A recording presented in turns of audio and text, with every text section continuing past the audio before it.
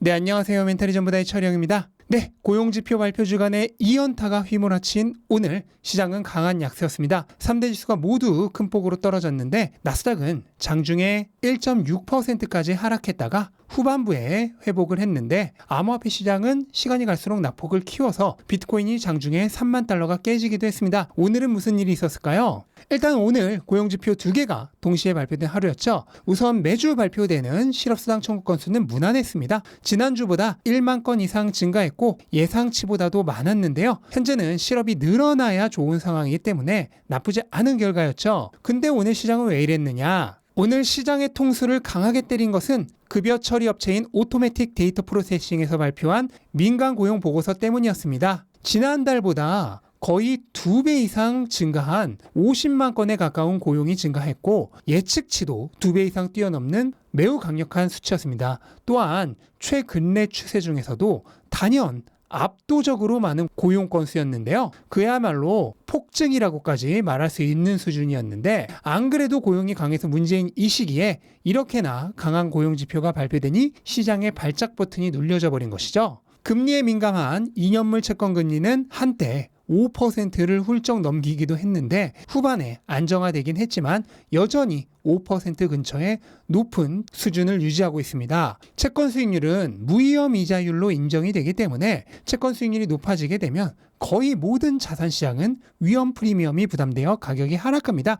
예를 들어 연수익률 6%가 기대되는 건실한 주식이 있다고 할 때 무위험 이자율이 3%면 위험 프리미엄을 감안하여 충분히 훌륭한 투자처가 되지만 무위험 이자율이 5%로 오르면 이제 이 주식은 전혀 훌륭한 투자처가 되지 못합니다. 무위험 이자율이 5%인데 리스크가 존재하는 자산이 6%면 투자 가치가 너무 낮죠? 바로 이런 현상이 모든 자산에게 일어나는 것입니다. 또한 금리 전망치도 당연하게 올랐습니다. 이제 7월에 금리 인상 전망은 90%를 넘겨서 압도적이 되었고 금리 인하 예상 시기는 내년 5월로 밀렸습니다. 이런 흐름은 특히 누구들에게 안 좋을까? 이런 흐름은 특히 어떤 자산에게 안 좋을까요? 네, 금과 비트코인 같은 상품 자산들에게 쥐약이죠. 금리 전망의 상승은 곧 달러 가치 상승, 그리고 무위험 이자율의 상승입니다. 근데 이 두 개가 모두 상품 자산에게 안 좋습니다. 비트코인의 가격 흐름을 보시면 달러의 가격 흐름과는 완전히 반대로 움직이는 것을 확인하실 수 있습니다. 달러가 귀해지게 되면 그 달러로 사야 하는 상품 자산의 가치는 그만큼 상대적으로 약해지는 것이죠. 반대로 달러가 흔해지면 상품 자산의 가치는 귀해지고요.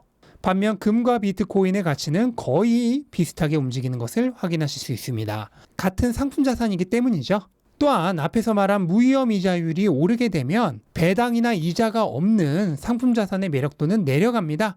이렇게 무위험으로 높은 이자를 받을 수 있기 때문에 돈이 전부 이쪽으로 흘러들어가는 것입니다. 오늘의 고용 건수는 너무나 높았기 때문에 금리 부담이 커지면서 증시에도 악재로 작용하긴 했습니다만 그래도 증시는 후반부의 낙폭을 꽤나 많이 회복하며 선전한 모습을 보였습니다. 그건 왜 그럴까요?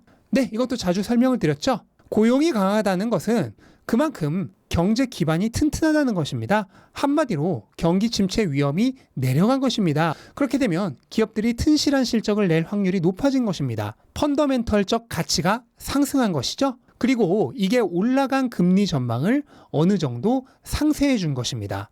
반면 금과 비트코인은 경기가 좋아지면 사람들의 투자 심리가 더 개선된다는 점 외에 실적 증가와 같은 자체적인 펀더멘털의 증가가 없습니다. 그리고 올라간 금리로 상대적으로 줄어든 유동성으로 인해 경기가 좋아지며 투자금이 유입되는 것 이상으로 유동성이 줄어들며 투자금 유입에 더 큰 타격을 받습니다. 비트코인의 가격 흐름과 글로벌 유동성의 흐름을 살펴보시면 그 흐름이 거의 완벽하게 일치하는 것을 보실 수가 있습니다. 경기보다는 유동성이 곧 상품 시장의 가격을 좌우한다는 얘기죠. 하지만 이것은 또 일시적인 상황일 수 있습니다.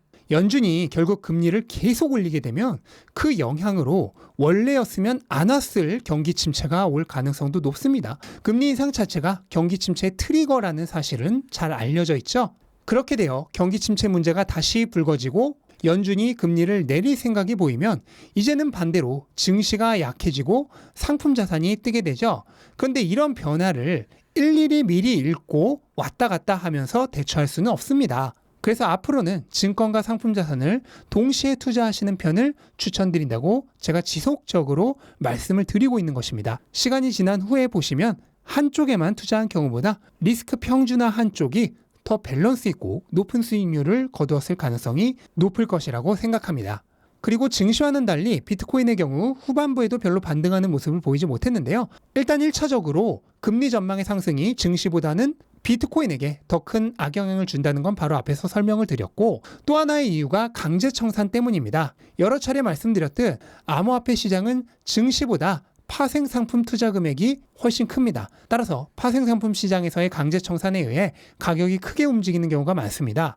그런데 어제 블랙록 등의 현물 ETF 신청 기관들이 SEC와 직접 미팅을 갖기 위한 움직임이 있다는 보도 이후 비트코인의 가격이 잠시 31,500달러까지 급등을 했었습니다. 아마 이때 엄청난 규모의 롱 포지션이 레버리지로 걸렸을 겁니다. 그런데 고용보고서가 발표된 이후 가격이 급락하자 수많은 레버리지 포지션이 강제 청산된 것입니다. 실제로 어제 바이낸스 한 개 거래소에서만 몇 시간 동안 무려 5천만 달러에 가까운 포지션이 청산되었는데 거의가 롱 포지션이었습니다. 만약 어제 비트코인 가격이 아무 일 없이 원래 가격을 그대로 유지했었다면 이렇게까지 청산이 일어나지는 않았을 텐데 낮 시간에 잠시 급등했던 가격이 오히려 부메랑이 되어서 강제 청산 파티를 일으키며 가격이 추가적으로 더 급락한 것입니다.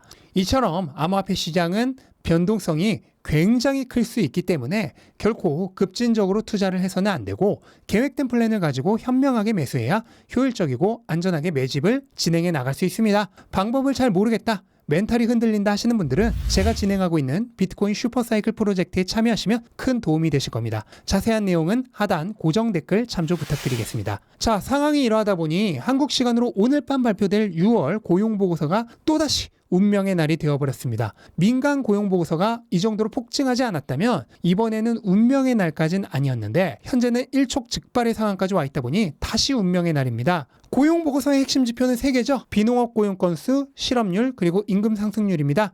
우선 고용 건수는 지난달 33만 9천 건에서 이번 달 22만 5천 건으로 줄어들 것으로 예측하고 있는데 현재 민간 고용 보고서가 이 기대를 완전히 깨버렸죠. 아마 고용이 예측치보다 높을 것으로 생각이 되는데 이게 얼마나 높게 나오냐가 관건이 되겠습니다. 그리고 실업률과 임금 상승률은 모두 지난달과 같을 것으로 예상이 되고 있습니다. 하지만 이 둘은 충분히 더 나빠질 확률이 있죠. 그리고 지금은 고용이 너무 강한 상황이기 때문에 실업률이 더 올라가고 임금 상승률이 내려간다면 시장에는 아주 큰 도움이 되겠습니다. 자, 오늘 고용 보고서를 보고 시장은 단기간에 방향성을 결정하게 될 텐데요. 결과가 애매할 경우에는 생각보다 크게 안 움직일 가능성도 있습니다. 왜냐하면 민간 고용 보고서로 어느 정도 선반영을 해버렸기 때문이죠. 따라서 민간 고용서를 보고 선반영한 수준을 뛰어넘을 때만 위로든 아래로든 크게 움직임이 있을 것입니다. 물론 생각보다 나쁘지 않아서 선반영된 부분을 오늘 다시 되돌림하며 상승하는 상황도 가능하기 때문에 너무 겁먹으실 필요는 없습니다. 일단 물가와 고용이 지속적으로 강세를 보이며 금리 전망이 좀처럼 내리지 않는 상황이 계속되고 있습니다. 따라서 상승장에 진입한 시장이 빠르게 달릴 기회를 주지 않고 있죠. 하지만 현재까지의 상황은 아직 큰 방향을 바꿀 정도는 결코 아닙니다. 방향은 그대로 상승 모드인데 단지 발목을 잡아 진행 속도를 더디게 만들고 있을 뿐이죠. 오늘 고용보고서가 나오면 상황이 조금 바뀔 수 있지만 아마 속도에만 영향을 주는 수준이 유지될 것이라 개인적으로는 예상하고 있습니다. 그리고 속도가 느려진다면 우리 같은 장기 투자자들에게는 오히려 땡큐죠. 한 달의 월급이라도 더 싼 가격에 매집할 수 있는 시간이 주어지니까요. 대부분의 투자자들은 가격이 하락할 때 패닉하지만 우리는 오히려 그것으로부터 기회를 발견합니다. 이게 바로 투자자와 일반 대중의 차이죠. 여러분은 어느 편이신가요? 저희 멘탈이 전부다와 함께하는 모든 분들이 본질적 가치를 정확히 알고 장기적인 타임라인 안에서 계획적으로 투자하는 진정한 투자자이시기를 바라는 마음으로 오늘 영상은 마무리하도록 하겠습니다. 영상 도움되셨다면 구독과 좋아요 부탁드리고 즐거운 하루 되시기 바랍니다. 감사합니다.